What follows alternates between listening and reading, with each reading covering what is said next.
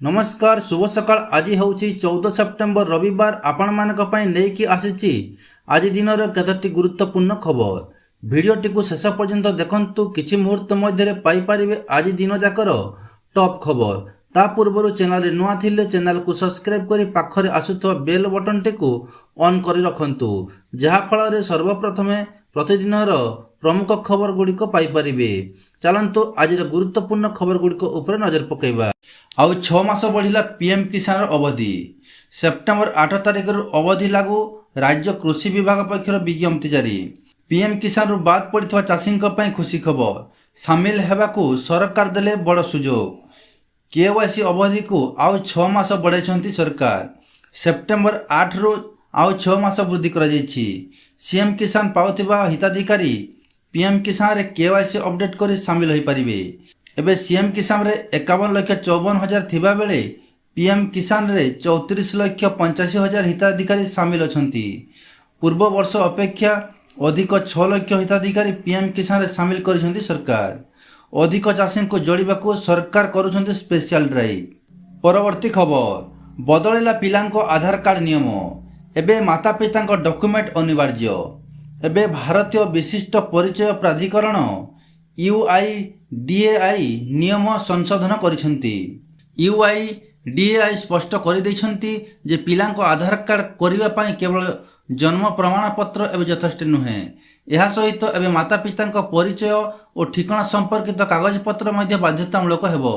यार अर्थ एवं पिलांको आधार सेमानको माता पितांको आधार सह लिंक होई आसीबो। एही नियम अनुसार पिलांको बयस परिचय और ठिकाना पुष्टि निमंते माता पितांको कागज पत्र मध्ये जांच हेबो। यह द्वारा आधार प्रक्रिया आहुरी मजबूत और पारदर्शी हेबो। एबे पिलांको आधार केवल जन्म प्रमाण पत्र नुहे, माता पितांको आधार और ठिकाना कागज पत्र सहित संयुक्त रहिबो। पिलार आधार निमंते माता पितांको एबे एही सब कागज पत्र उपस्थापना करबाको पड़िबो। एथिरे माता पितांको Aadhaar card, voter ID, passport, PAN card, घरर बिजुली bill, ration card, driving licence आदि कागज पत्र देवाको पड़िबो।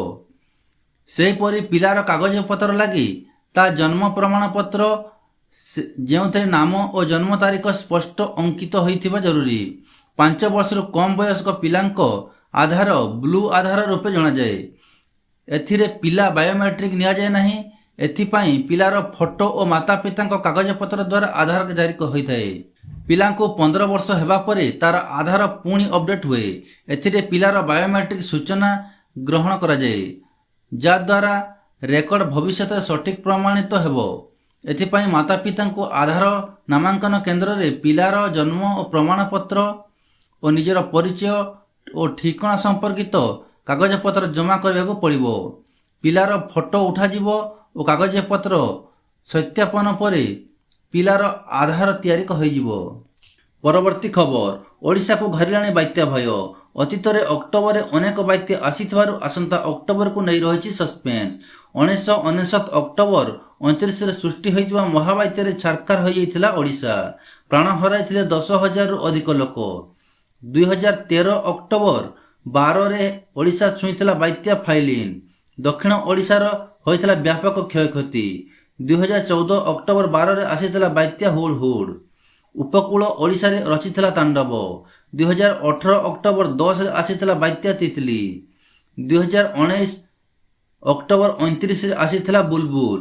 घटाइथिला अनेक क्षति। केवल एतिकी नुहे, 2024 रे भी आसीथिला बात्या दाना। विश्व पाणीपाग संस्थार आकलन अनुसार डिसेम्बर जाए जलवायु प्रक्रिया ला निनार सक्रियता रही, जोपाई बात्या को नहीं बढ़ुची चिंता। नेगेटिव आईओडी और ला निना सक्रिय रहिले बात्या सृष्टि निमंते परिवेश को अनुकूल करिथाए। सामुद्रिक तापमात्रा 26.5 डिग्री अधिक रहिले यह मध्य बात्या सृष्टि सांगक बात्या को अधिक घनीभूत कराए। चलित वर्ष यही सब स्थिति अनुकूल रहितबारु बात्या सृष्टि होवार आशंका को दूरीभूत करिछि। विश्व पाणीपाग संस्था सह अनेक पाणीपाग विज्ञानी भारतर पूर्व उपकूल विशेषकर आंध्र पश्चिम बंग अंचल में प्रभावित हो पारे बोली आशंका प्रकाश करिसेंती।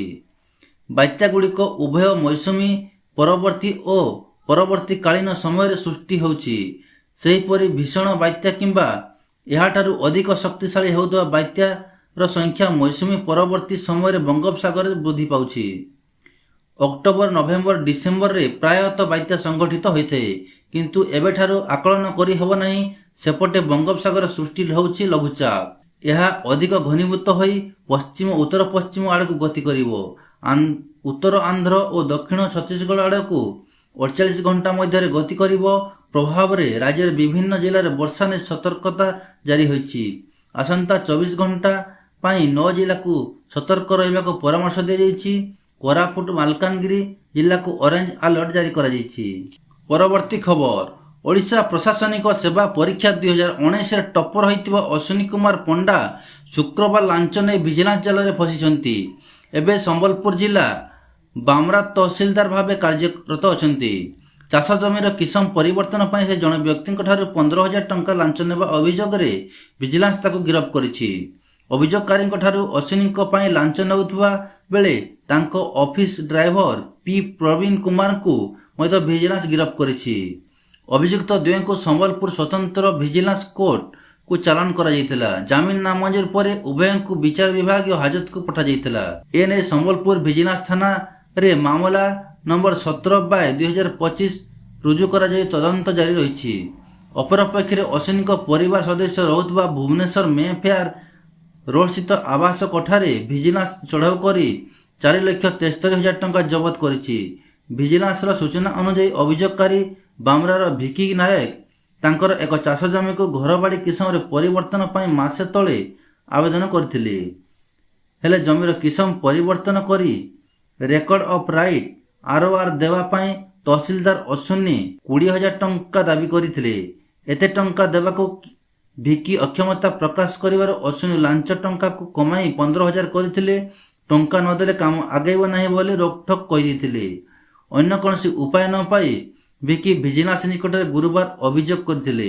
ଏହାପରେ ଭିଜିଲାନ୍ସ ଅଶ୍ୱିନୀକୁ ଧରିବାକୁ ଜାଲ ବିଛାଇଥିଲେ।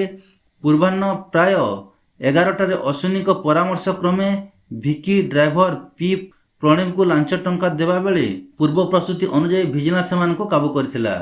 ଏହାପରେ ଭିଜିଲାନ୍ସ ଟିମ୍ ଅଶ୍ୱିନୀକୁ ପଚରାଉଚରା କରିବା ସହ ତଦନ୍ତ ପରିସରଭୁକ୍ତ କରିଥିଲେ। ଏହାପରେ ଭିଜିଲାନ୍ସ ପକ୍ଷରୁ ଅଶ୍ୱିନୀଙ୍କ ଭୁବନେଶ୍ୱର ମେ ଫେୟାର ରୋଡରେ ଥିବା ଆବାସିକ କୋଠାରେ ସେ ରହୁଥିବା ବାମ୍ରା PWD IB ଓ ତାଙ୍କ ଅଫିସ ଚାମ୍ବରରେ ଚଢ଼ାଉ କରିଥିବା ସୂଚନା ଦିଆଯାଇଛି। ପରବର୍ତ୍ତୀ ଖବର, ଭାରତ ଏବଂ ପାକିସ୍ତାନ ମଧ୍ୟରେ ଏସିଆ କପ୍ ମ୍ୟାଚକୁ ନେଇ ଦେଶର ରାଜନୈତିକ ବିବାଦ ତୀବ୍ର ହୋଇଛି। 14 ସେପ୍ଟେମ୍ବରରେ ଦୁବାଇରେ ଭାରତ ଏବଂ ପାକିସ୍ତାନ ମଧ୍ୟରେ ଏସିଆ କପ୍ ମ୍ୟାଚ୍ ଅନୁଷ୍ଠିତ ହେବାକୁ ଯାଉଛି। ଏହାକୁ ନେଇ ଦେଶରେ ହଙ୍ଗାମା ଜାରି ରହିଛି। ପହଲଗାମ ଆକ୍ରମଣକୁ ନେଇ ବିରୋଧୀ ଦଳଗୁଡ଼ିକ ଏହି ମ୍ୟାଚ୍ ବାତିଲ କରିବାକୁ ଦାବି କରୁଛନ୍ତି। ଏହା ସହିତ ବିରୋଧୀ ଦଳ କେନ୍ଦ୍ର ସରକାର ଦୋହରା ମାନଦଣ୍ଡ ଗ୍ରହଣ କରୁଥିବା ଅଭିଯୋଗ କରିଛନ୍ତି।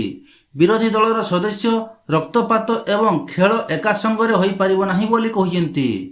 ଏହି ମନ୍ତବ୍ୟକୁ ନେଇ ବିଜେପି ସାଂସଦ ଅନୁରାଗ ଠାକୁର ଜବାବ ଦେଇଛନ୍ତି। ସେ କହିଛନ୍ତି ଯେ ମ୍ୟାଚ୍ ଖେଳିବା ଜରୁରୀ।